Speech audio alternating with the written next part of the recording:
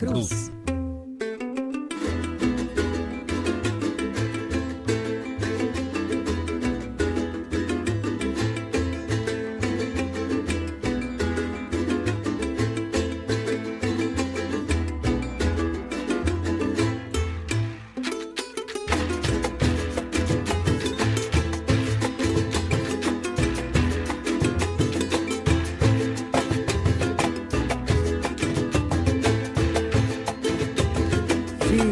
Protesto.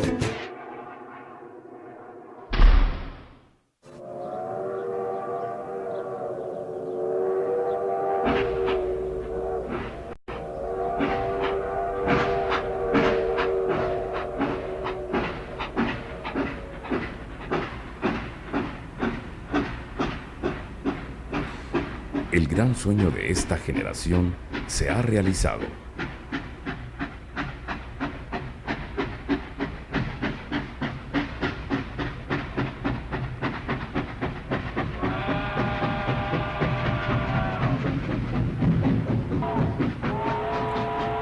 El vapor le da la vuelta al mundo.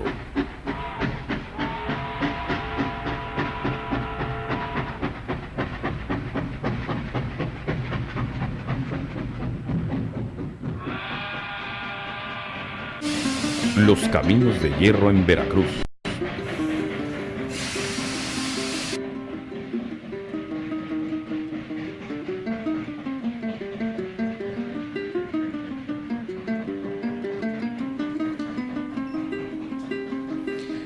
El 1 de enero de 1873 fue inaugurado el ferrocarril mexicano, primera línea ferroviaria que unió a la ciudad del país con el puerto de Veracruz, pasando por Apizaco, Orizaba, Córdoba y con un ramal a Puebla. Para entonces, habían transcurrido 4 décadas desde que se otorgó la primera concesión para realizar este proyecto al comerciante español Francisco de Arrillaga.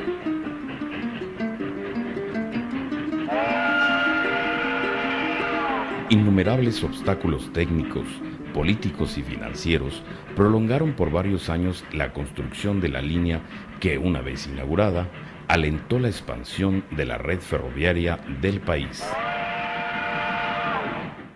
Era un momento en que ya no había guerra civil, se habían dejado atrás las invasiones extranjeras, el desequilibrio político, el desequilibrio económico, porque quienes habían ganado finalmente el poder político eran los liberales, y el proyecto liberal que se implanta a partir de la República Restaurada trae consigo como un lema la de comunicar, y entre ellas las vías de comunicación moderna que serían el ferrocarril.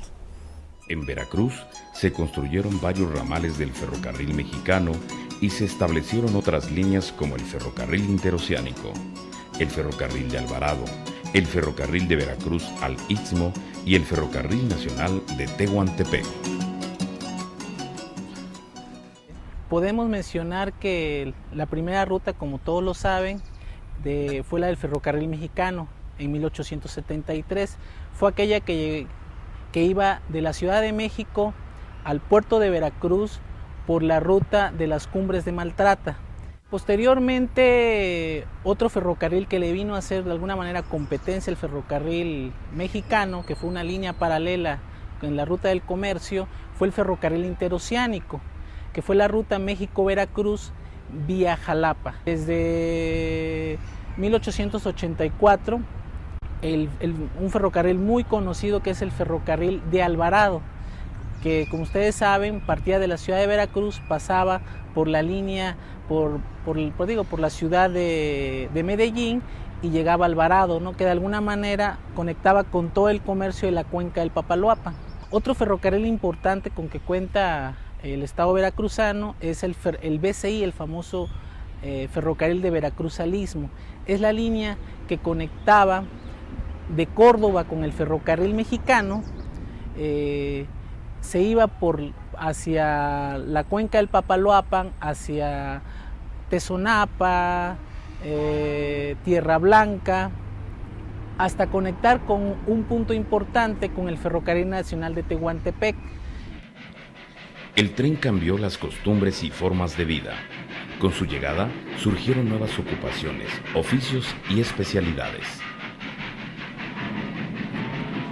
Pueblos y barrios enteros crecieron en torno a las estaciones y las personas pudieron movilizarse con mayor facilidad en busca de trabajo y mejores oportunidades. La vida de la gente, no solo en Veracruz, sino en general con el ferrocarril cambia, pues, ¿no? Pongamos un ejemplo, el ejemplo de las migraciones, pues, ¿no? Es evidente que si hay ferrocarril es más fácil que la gente se traslade de un lugar a otro, pues, ¿no? Porfiriato vamos a ver toda una serie de migraciones que llegan al estado de Veracruz, lo mismo a las zonas petroleras, las zonas cañeras, las zonas tabacaleras, al propio puerto de Veracruz, al Valle Textil de Orizaba. Y toda esta migración que no solo es traslado de hombres, pues no es traslado de ideas, de costumbres, de cultura, de otras regiones de otras regiones y de otros estados del país, se facilita a partir del ferrocarril. De todos los cambios que generó el ferrocarril, el desarrollo del comercio fue uno de los más importantes. No es casual que la primera línea ferroviaria del país se trazara precisamente en la ruta México-Veracruz. Se escogió esta última ruta Veracruz-Córdoba-Orizaba porque, por un lado, como se sabe, Veracruz era el principal puerto internacional del país desde la época colonial, pero por otro lado, la región Córdoba-Orizaba tenía una gran importancia comercial y agrícola, era una zona productora de tabaco, café, azúcar.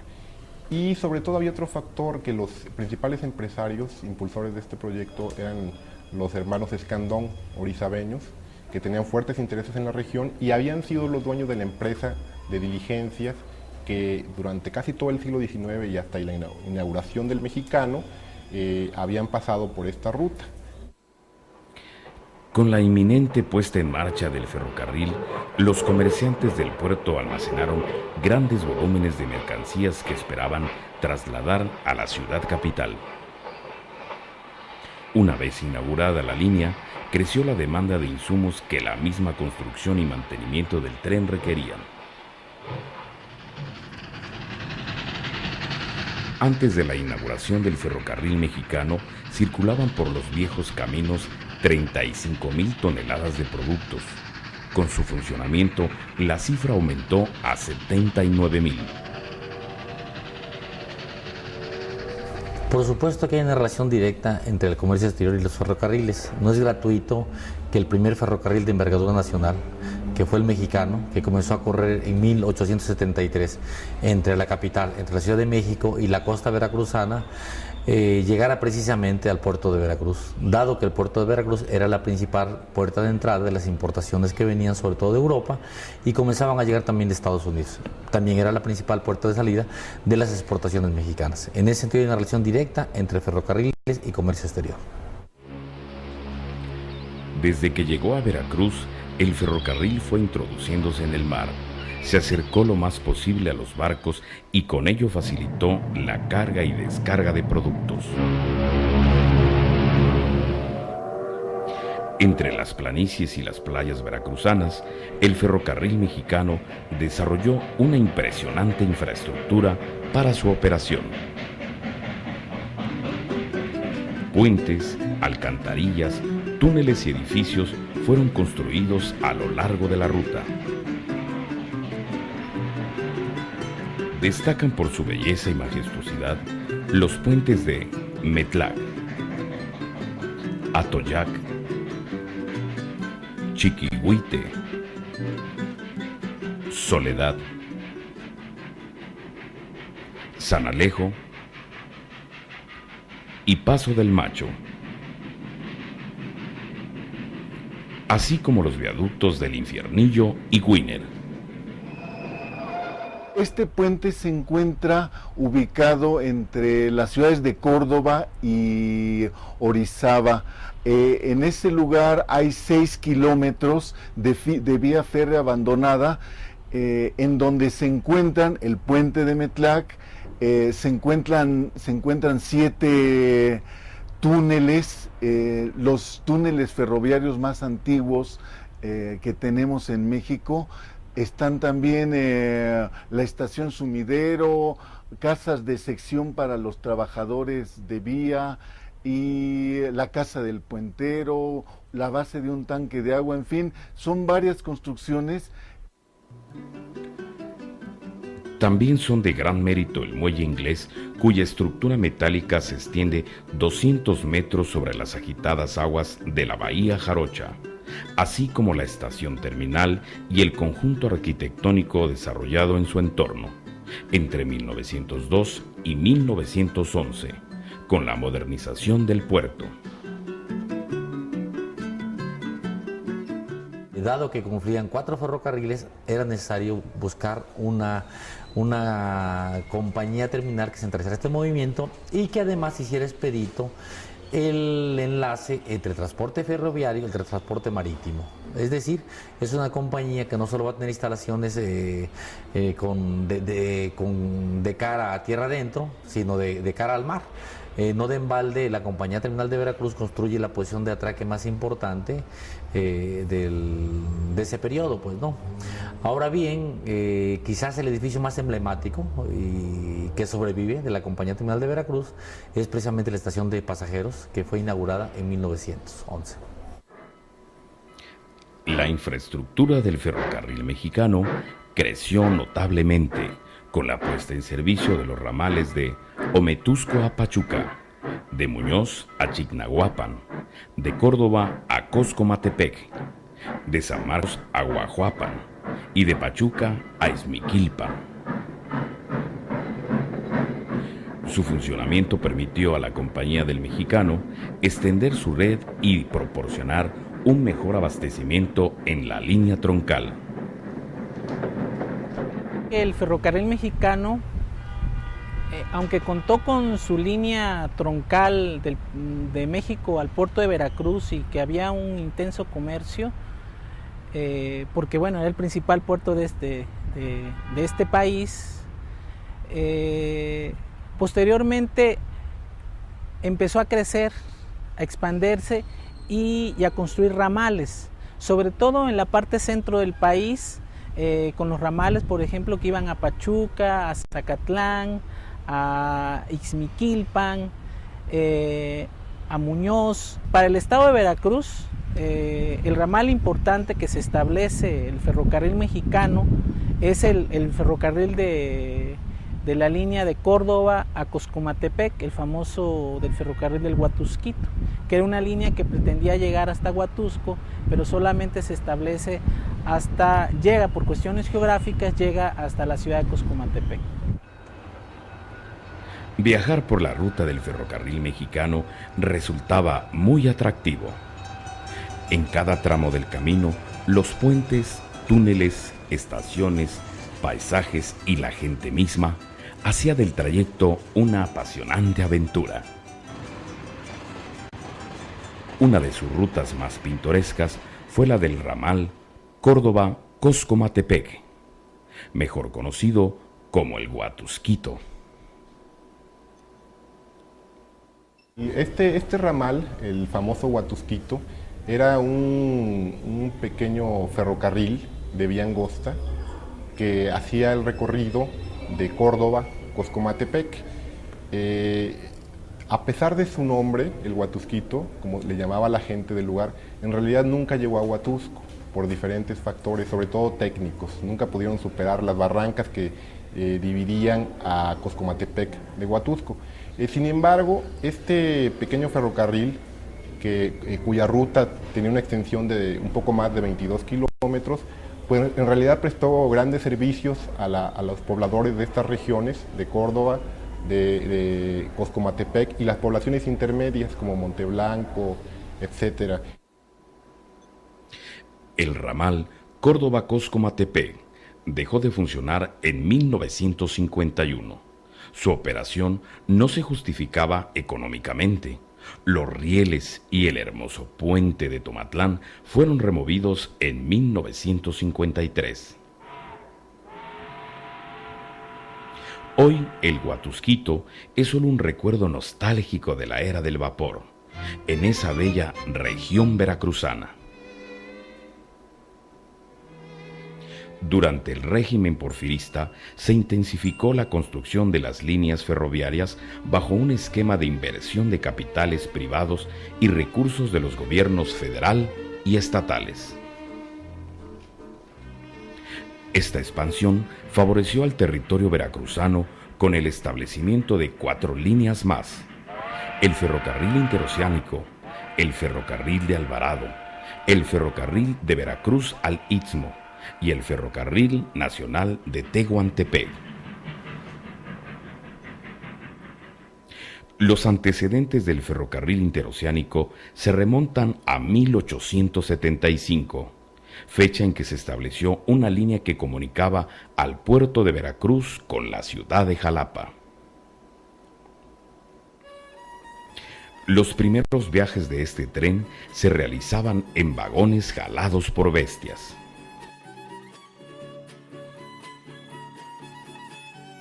Los interesados en crear estas líneas de ferrocarril, aparte de que el proyecto de Estado-Nación liberal los beneficiara o auspiciara estas líneas, más que nada eran en principio los comerciantes, lo que vamos a llamar con el tiempo comerciantes, empresarios o hacendados, que de alguna manera ven en las modernas vías de comunicación como es el tren la posibilidad de vincular sus propiedades donde hay una explotación y comunicarlas con un mercado exterior. Este sería el caso del puerto de Veracruz y de la Ciudad de México, que en cierta medida quedan mejor vinculadas a través de los ferrocarriles.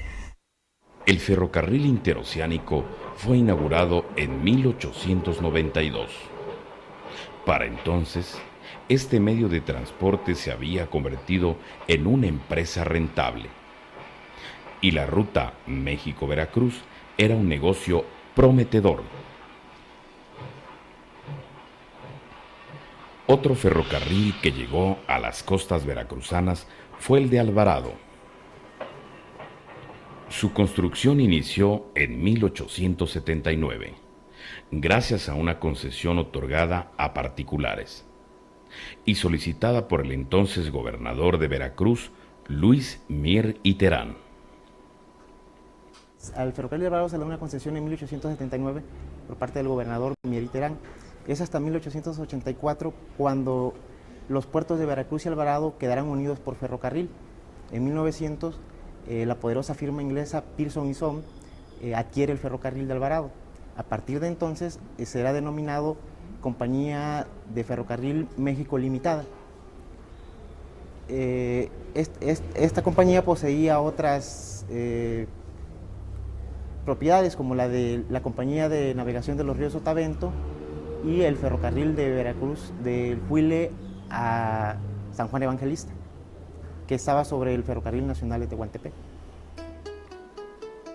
El ferrocarril de Alvarado propició el desarrollo del comercio entre el puerto Jarocho y la desembocadura del río Papaloapan. La cuenca posee una vasta afluente de ríos, ¿no? Entonces el centro de confluencia era Tlacotalpan. Por eso la importancia de construir un ferrocarril a Alvarado, a Veracruz, para de ahí transportar las mercancías. Entonces desde Tuxtepec a Tlacotalpan se llevaban mercancías, así como de San Juan Evangelista, de los propios Tuxtlas, bajaban todas estas mercancías hasta Tlacotalpan y de ahí posteriormente eran transportadas a Alvarado. Entonces la importancia del ferrocarril es fundamental para todo este traslado de mercancías, porque la vía fluvial lo hacía más costoso y pesado, además de tardado. A finales del siglo XIX, el secretario de Hacienda José Ives Limantour estableció como único criterio para la construcción de las nuevas líneas ferroviarias los intereses de la nación. La creciente demanda de productos agrícolas para el extranjero motivó a Limantour a extender la red ferroviaria hacia el sur del país. Hacia finales del siglo XIX hay todo un proyecto por poblar la zona del sureste. Limantour, el secretario de Hacienda del Porfiriato, tenía entre su proyecto y esta expansión ferroviaria que ya se había dado durante toda esa época, de alguna manera establecía que las líneas a las que se le daría prioridad eran las líneas que fueran de acuerdo a los intereses de la nación. Y la zona que de alguna manera no estaba conectada con el centro del país, pues era la zona del sureste. Y se le establece darle la concesión a una compañía norteamericana denominada del Ferrocarril de Veracruz al Pacífico en 1892 para establecer una línea que permitiera conectar de un punto del ferrocarril mexicano a un punto con el Ferrocarril Nacional de Tehuantepec. El ferrocarril de Veracruz al Istmo fue la cuarta línea que llegó al puerto de Veracruz. Su construcción formó parte de un amplio proyecto de desarrollo en el sureste veracruzano, que también contempló la modernización del puerto, la rehabilitación del Ferrocarril Nacional de Tehuantepec y la puesta en marcha de sus puertos en Coatzacoalcos y Salina Cruz, Oaxaca. Estos ramales son fundamentales para las comunicaciones y el transporte de mercancías porque el primero unía al ingenio San Cristóbal. Entonces todos los cargamentos de azúcar de esta materia eran transportados directamente a México y al extranjero por el ferrocarril. El de San Andrés Tuxtla por las mercancías del tabaco principalmente y también de caña de azúcar. Y el tercero, el de la pera, las compañías plataneras instalaron este ferrocarril para transportar el plátano al puerto de Veracruz y exportarlo de ahí. Los talleres para realizar la inspección y reparación de máquinas del ferrocarril de Veracruz al Istmo se establecieron en Tierra Blanca, generando en la población una fuerte identidad ferrocarrilera. Asimismo, en 1909 se construyeron 2 ramales que propiciaron el desarrollo económico de la región baja del Papaloapan y los Tuxtlas.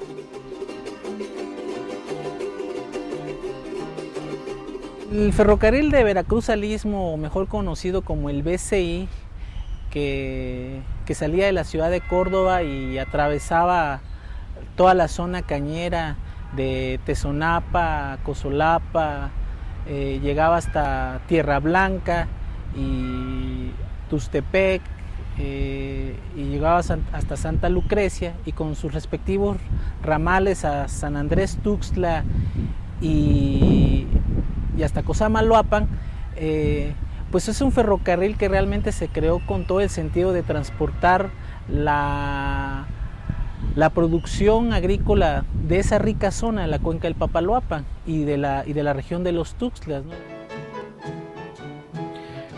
En Veracruz, como en muchas partes del país, el sistema ferroviario ha tenido importantes transformaciones.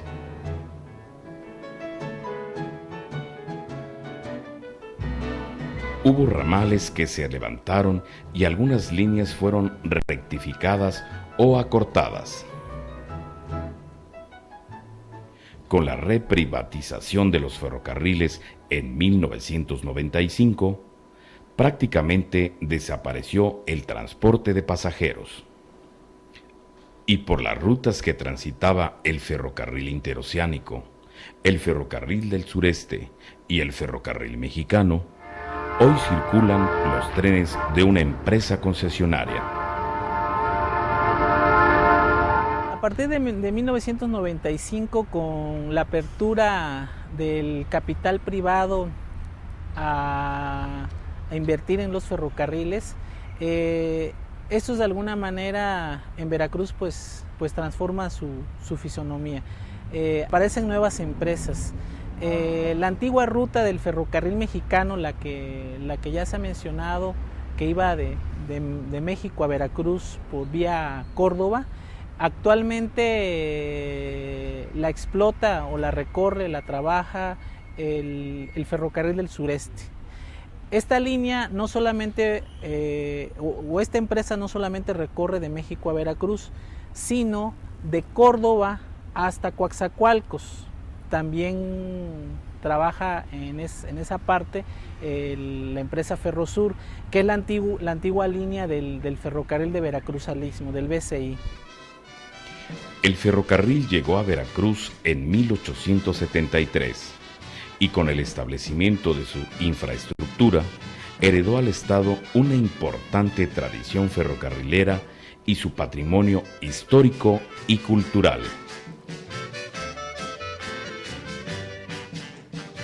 El ferrocarril tiene una importancia fundamental, particularmente para Veracruz. Veracruz siempre fue no solo Veracruz puerto, sino un estado, fue un puerto abierto no solo al comercio, sino a las migraciones, al arribo de ideas, pues, ¿no?